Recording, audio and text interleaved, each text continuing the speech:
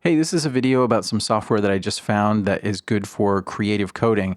We've been using in my class P5JS and also Touch Designer. This is probably closer to Touch Designer because it's not, it doesn't involve writing code specifically. It's instead using this kind of flow-based way of programming, so connecting nodes with wires or spaghetti cables, in fact. And you can also have JavaScript code in there, just like in Touch Designer. You can have some Python code that can help. So I would say the benefits are that it can run in a browser, where Touch Designer requires you to install it on your computer. I think there is also an installable version of Cables, which is basically just kind of, almost looks the same as the website. It's just running on your computer instead of being connected to the internet. I think it does all of the kind of 3D and 2D graphical stuff, things with text, anything that you might do in Touch Designer. I guess the drawbacks are, most of the time when I'm using these kinds of tools and when I'm teaching, I'm interested in kind of hardware, interaction with hardware and physical interactivity. So that's a challenge when the software runs through the browser. Even the version of Cables that you can install on your own computer has the same limitations because it's effectively running in a browser on your computer. So I'm going to show in this video how we can use the wonderful Chataigne software to act as kind of a bridge between Cables.gl and some hardware, like sensors on my phone or an Arduino. So let's look at the Arduino first. I've got a really simple Arduino program that basically just starts the serial port going at 9600 baud and then prints out an X colon and a number after it, number between 0 and 255. Does that every second. So if we look at the serial plotter right now, probably will show it. It's connected, so we'll just see these numbers that come across every half second. This is an ESP32, but it's the same on an Arduino. So that's working. I'm just going to quit this because I don't need it anymore. It's already running on the ESP32. And what I want is to create a new patch in Cables. And I'd like to see those numbers that are getting spit out with the X before them show up here. So the first thing is, can we, is there anything here that would allow me to connect to a serial port? It does not look like it. So let's start with kind of the generic sort of getting something on the screen. There's something called main loop that is just kind of the run loop for this whole thing. And then I'll add a texture so that I can see some text show up. I'll connect these and I should see Cables showing up in the text here. I mentioned the drawbacks of Cables. The nice things about Cables are that you can make, we see this kind of showing up here, but also it could show up in a browser just as easily, integrated into a website. It can also show up on a phone really easily. Those are things that Touch Designer doesn't do as well. So this is working, but what I'd like is for the number to show up instead of Cables. So let's see if we can make that happen. Since we can't connect to a serial port from here, I'm going to use Chataigne to, I don't have it running. Let's see. I'm going to use Chataigne to bridge basically between serial and WebSockets, which Cables can do. So first, let's see if we can get Chataigne to see the information coming from the serial port. So I will go over here under modules and add a protocol serial. So over here on the right is where all the settings are for this when I click on it. And I do want to see everything coming over as lines because my Arduino program ends with a new line. It's not space separated in this case, it's colon separated. So it says X equals something. And I'm going to just change the baud rate to 9600. And then I have to choose a port. So it's COM7 on mine. So already we can see the numbers coming in. There's X is the kind of variable name, and then here's the value coming over every second. So that's working. Now what I want is to be able to make a WebSocket server, which any website can connect to, which includes Cables.gl. So I'll add a WebSocket server, and let's see if we can get that talking, because this is essentially a bridge sitting between the serial port and Cables.gl. We know this can talk to the serial port because we're seeing it happen, and now we want to see if we can get it to talk to Cables.gl. So again, I'll click on that module, and I can see all the settings here. It says port 8080. It's not secure, and I think that's all the information I need. It usually shows me the IP addresses here. I guess that's actually in a different case. But I know it's running on, the nice thing about Chataigne is, it detects all the serial ports. It runs, when it runs a WebSocket server, it runs them on every IP address on your computer. So it makes it pretty easy. So let's see if we can connect here to this WebSocket server. I'm going to hit escape and add WebSocket. And I have to change some settings here. So I need the address of the server, which is just WS because it's not secure. And then I'll put in my localhost address :8080 because that's the number that we have here for the port. And I think that should work. Let's see. If we go back over to Chataigne, it says connected clients 1. So that's Cables.gl. Let's do a test. This command tester here is really useful. You can just say send a string. It says example. And if I hit trigger, I should see it show up here. Now it's actually not connected anywhere, but you can see it did come over and it shows up here under raw data. So let me just drag that over to the text part here. And anything I type now in Chataigne will show up when I send it through WebSockets here in Cables.gl. So now all I have to do is tie the two together. So the message coming in on the serial port gets sent out on the WebSocket server. So let's do that. Under State Machine tab here, I can just double click and click the plus sign to add a mapping. I'll rename this. This is serial to WebSockets. And what I need to do is just basically click on this and say where the information is coming from. So if I click, I can choose serial, and it's got my variable name there, X. And then output, I want to click the plus sign and say it's going to go out on the WebSocket server as a string. And you can see that's what it's going to send. Let's look over in Cables.gl, and we've already got it happening. So the information is coming from the serial port through Chataigne, out through WebSockets, and then it's getting picked up here in Cables.gl. So one thing I might do is if I right click here, I can disconnect that. And, there are some other settings here. Like let's say I wanted to change the font size, which is where, well, if I change the font size, it actually doesn't look great. Like as you change the font size, it gets fuzzy. So I think really what I want to do is resize this texture. So I will click here and add a translate, or I guess it's transform. Let's do transform. What I'm going to do instead is I'll make it rotate around based on that number that's coming in. So if I take that number, this raw data is really easy to deal with, and I could just try and drag it over, but you can see it's not the same color. So it's saying that it can't link. Those are different types.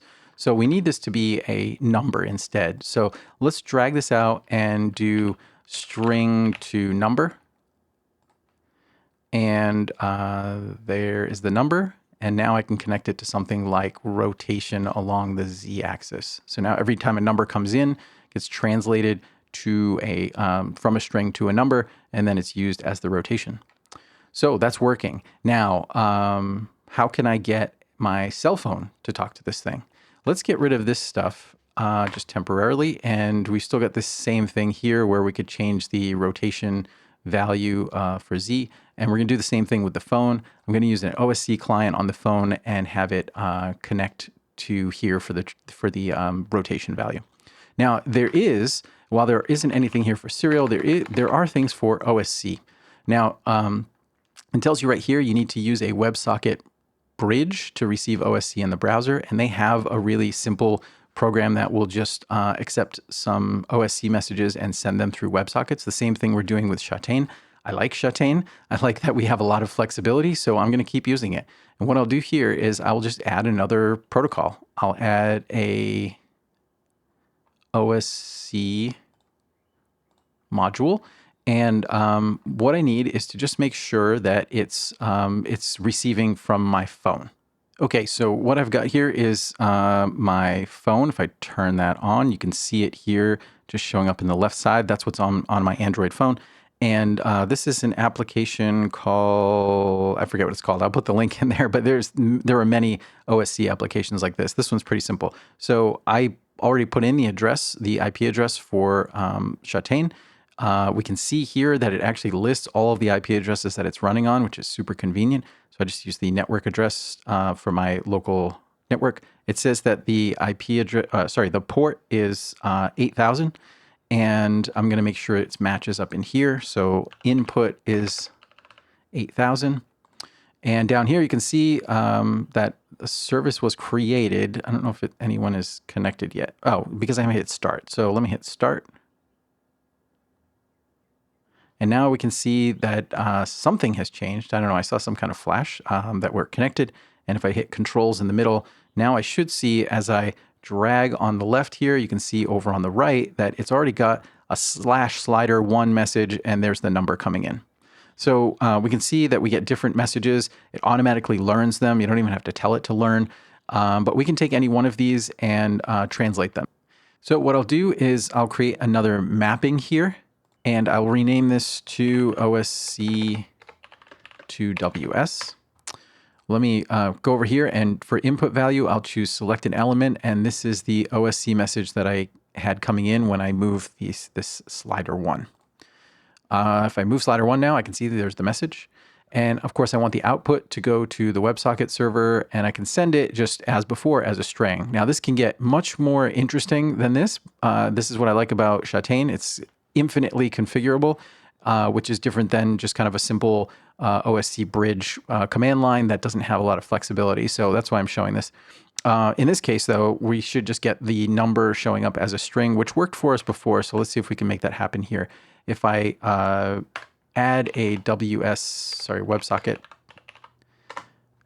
node and do the same thing, I erased it, so I'll have to type this again, but 127.0.0.1, and then the port number, which is 8080. We should be getting that number coming across as a string. And as before, it's not a number, so I would have to turn it into a number. So I could take this string here and do string to number, and then I'd have that number as the value for rotation Z. So it's very small, so I'd have to add some math in there. I see there's a slight movement. That's just because the number is small here.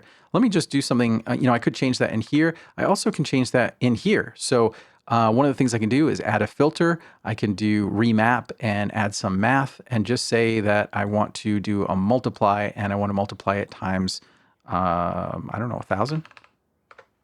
So now the number is much larger, 1,000 times larger. And when we get it in Cables.gl, it's better range. So we actually were able to do that just with Chataigne without adding nodes here. So that's kind of interesting. And that's part of the flexibility of Chataigne is you can also make really complex filters. So let's do one other thing, because this has so totally evaded kind of dealing with OSC in Cables.gl. It's just sending a number over really as a string, and then it has to get converted to a number. There's another way to do this, which is maybe more familiar to JavaScript people, which is kind of the Cables audience. So one thing I could do is I could, instead of, well, you know what? Let me just disable this. How do I disable it? I'll just turn these off and add another one. I'll add another mapping that is OSC to JSON WebSockets. And I will choose, again, the message coming in from the OSC client, and I'll just make sure it works. There, it's working. And I will make the output go to the WebSocket server. And this time I'll choose send values as string. This is just a simple example of how we could change this to JSON instead of just the number. So I could just manually, it's basically just building a string in here. So I could just manually put like, I'll call it rotation, and then put a colon and print and quotes after it, because I think all the JSON stuff has to be in quotes. And then at the end, I'll put the closing quotes and a brace. So I got rid of the separator. I'm not sure that could work in here, but I'm just basically saying stick this on the front, stick that on the back, and put the value in the middle. So now I'm moving it. I can't really see what it's outputting. So maybe I'll go back over to this WebSocket server node and say log outgoing. So now I should see what it's actually sending. So it's not working. Let me go click on the mapping. I think maybe I have to add the, oh, I lost my connection to my phone, but that's okay. It is still sending, so that'll be good enough. I can choose the float argument here, and it should be the argument that came in. So now you can see these JSON messages are formatted correctly. It's got rotation as the key, and then the value is that number.